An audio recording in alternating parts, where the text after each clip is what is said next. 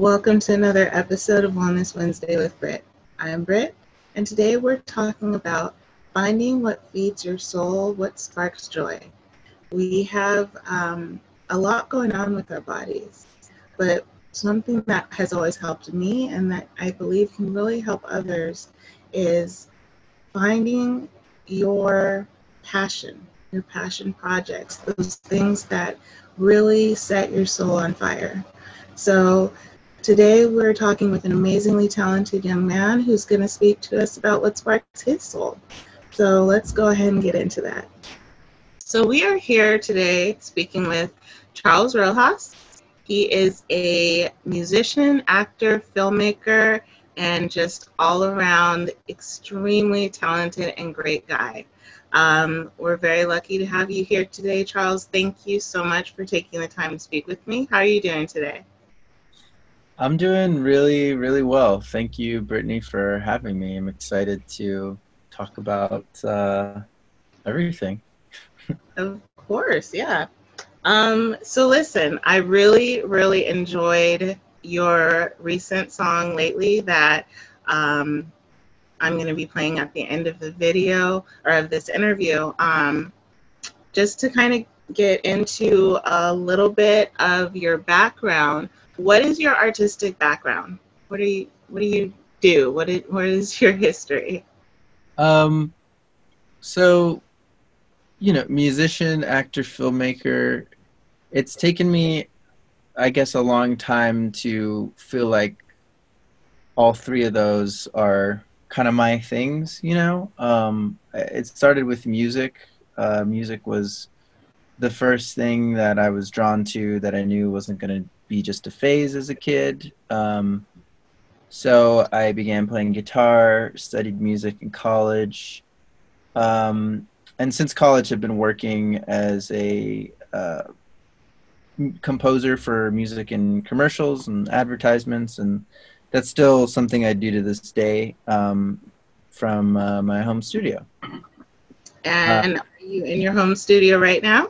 I'm in my home studio right now in Brooklyn, New York, originally from LA myself, and which is where we met back in LA. You and me, we were working on a film called Sal Si Puede Street. As far as acting and filmmaking, those are things that although they came later in my life, I ended up being just as passionate about. And the past couple years, I felt sort of an identity crisis and thinking that I had to choose one thing. And I think we're going to get into that more, this feeling of pressure, societal pressure to do anything other than what you want to do with your own life. Definitely. But I was feeling that pressure for a long time, and it's only recently that I feel I've become more confident in saying that, yes, I'm a musician, actor, and filmmaker, and that's saying that I'm all of those things is more of my identity than saying that I'm one thing. Exactly. And I think that that's awesome that you realize that you can be whatever you want. You can, being an actor and a filmmaker, you know about writing a script, so you realize you can write your own script. There's no limit. It's like whatever you want to do, that's what you do. So talking about lately, I really, really loved that. That has been my ringtone ever since like 24 hours after you released the song. What inspired you to write that song? Quarantine happened. It's still happening. It's this really crazy, immense existential force that we never predicted. And I think that loss of control every single person is dealing with right now. For me, I had this whole plan laid out of writing a mixtape, right, of my original music. And, I was going to have it done by a certain date. and I already had a lot of it written actually before COVID hit, and that was like sort of my big goal for the year was like if I can put out, you know, a full mixtape, like an album length of an album's worth of songs, that was going to be this great goal that I worked towards and achieved. Um, and when this happened, I was like, okay, I think I did some self-soothing. I was like, okay, it's fine. You can still achieve your goal that had nothing to do with this. You know, like just just keep pushing regardless. And there was a certain like, um, I would say it was almost like incompatible for me to not recognize the implications of COVID with making music. Right. And it just grew to be like more and more inevitable. It's like I've got to address this in some way, you know. And I think with social media, it's challenging, but it's also very easy to um, find a way to connect with people. Um, so the idea behind Lately, you know, it's a pop song, and I really had fun making it. Like the beat and the lyrics, and just laying down all the harmonies. I love making music, but I always had a video in mind for it. Um, you know, I think it's the track is less than a minute long, so Yeah. it's like, and and that was a fun process. And I think a key element was there's a, you know, a comedy to it that I think is such a, you know, comedy in general is such a powerful way for us to deal with pain, grief. Yeah. Um, so I thought, you know, I feel like I can be really hard on myself, and so a lot of times if I'm making something, I'll be like, is this, you know, self-indulgent, or like does this have good intentions? And I knew the answer with this, with Lately in particular, was like someone will see this, even if it's not most people, someone will see this. And I think it might, you know, if it has even a small chance of like brightening someone's day, letting them know that, you know, I know how you feel, you know, here's something to laugh at, like I'll do silly things that you can laugh at, you know, and also kind of echo what you might be thinking, you know, and put it out there in the world, then that's a good thing to do, and I should do that. Definitely. I mean, honestly, I feel like your goal was accomplished in more ways than you could even realize. I mean, honestly, like I think the reason that I was so drawn to, and I totally get what you're saying about releasing the music and the visuals together, because it was very powerful. It had more powerful impact that way. When I happened upon that post, um, not that I low key stalk you on Instagram or anything, no, but when I You happened upon follow that, me? Why are you following me? I don't know, like I have a couple of accounts, but I was honestly, I was feeling really kind of low that day, and I was trying not to get into my feelings too much, you know, and I was like feeling very anxious. I was really dealing with my anxiety, and so I'm like, I'm gonna do a distraction. I'm gonna get on Insta, and I'm gonna just kind of see what people are out there talking about. And I happened across, you know, your post. I got this new song, video, etc., and it was like, oh, this, yeah, it's a poppy tune, but what you're saying is, you know, real. And also the visual elements of the video like just kind of clicked for me. And that whole, yeah, there was there was, yeah, it was funny, it was really cute, but you know, there's that saying, you know, laugh to keep from crying. And that's kind of what it was for me that day. And I really appreciated you sharing that part of yourself and sharing, you know, your that message, you know, like, hey, we got to check in on our people, that, you know, not everybody is handling this. Obviously, it's affecting all of us, but, you know, some of us more than others it's affecting. So it was honestly like, I felt like it was a prepackaged little like TV dinner for me that I needed that day, because it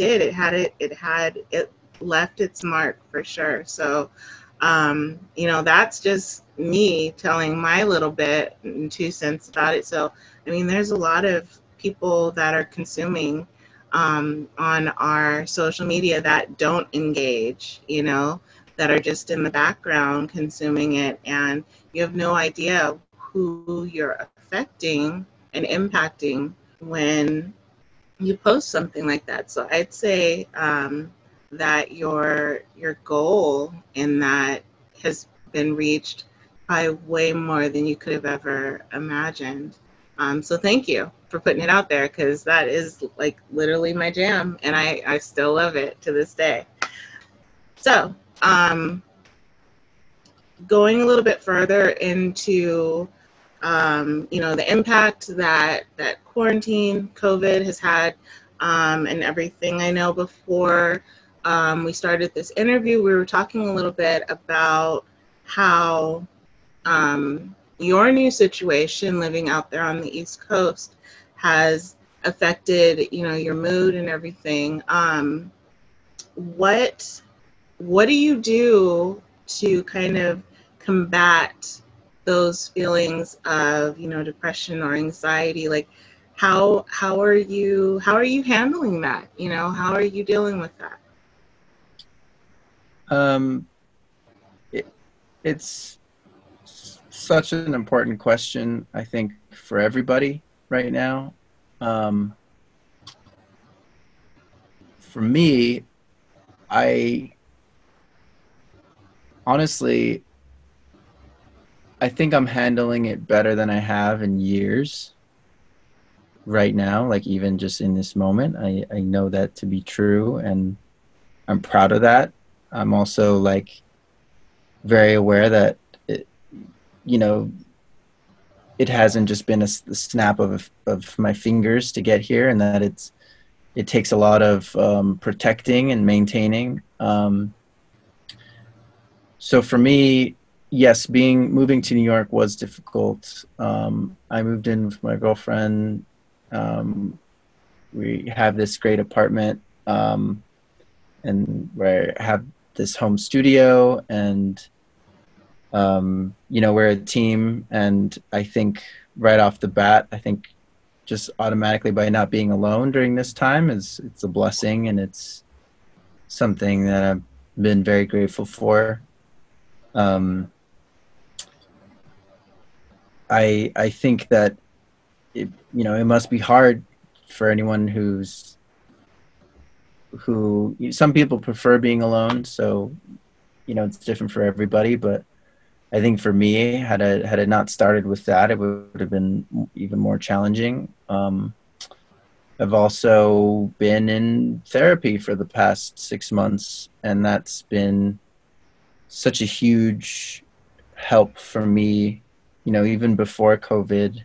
And just, you know, things pile up.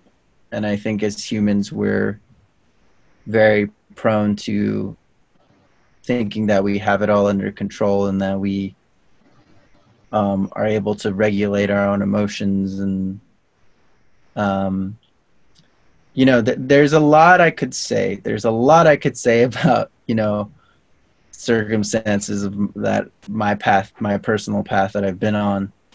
Um, but you know, I grew up with a lot of good role models. You know, I think of my mother, um, but it's also come with, you know, seeing how people, really strong people, I think, are also the last to kind of take a break to practice self-care, you Mm-hmm. know. and to ask for help. So really learning how to gradually over time, this is definitely, it's taken time. I think I said 6 months of therapy, but I think it's actually been longer than that. And, having a guide to help unpack all of those things that have, the piling on and the holding things in your chest, and grudges, regrets, like, self hate, and like really, things that you might not even be aware of, when you think, oh, this is my issue, this superficial thing that's outside my body, I can point to and say, that's my problem. But then it's like, well, why do you think that something out of your control is your problem? Like, let's dive into that. Let's unpack that, however long it takes. And then you can revisit those things, think down the road, and look back and say, oh, what I thought was my problem was actually a series of choices that I made to, I give power to obstacles outside of myself when I should be giving power to myself. Right. And it's hard. It's not easy, but I think the thing that for me constantly reinvigorates is every time I reached out, something good has happened.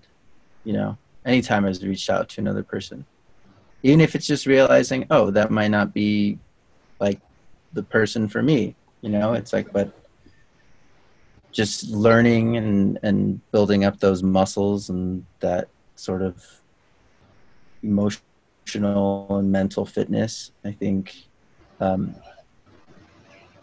knowing that it's never going to stop, that it's like, I'm always going to have to do that. And yet I know that if I aim it in the right direction, I have a much better chance of, continuing to grow where I want to grow and how. Yeah. I mean, it's just like our physical health, right? I mean, you have to keep feeding yourself. You have to keep hydrating. You have to do Yes. that. You can't ever stop doing that. It's maintenance. That's the name of the game. And I think it's great that, especially when you grow up with strong role models, same thing here. You kind of, it can be a learned behavior to bury those things that are stacking up and to try to, feel like you've got it all under, control, like the people around you, but nobody ever does. You don't realize that nobody ever has it all under control. It's that, Yeah. kind of that persona that we wear. Balance in life is everything. I love peaches, for example. But if I eat too many peaches, I'm going to be in trouble. Like, if there's balance in everything. So it's like we have to be aware of taking I care of had some ourselves. peaches today and they were delicious. I'm sorry? I said I had some peaches today and they were delicious. You know what? That's funny that you say that, because I'm just now able to talk normally because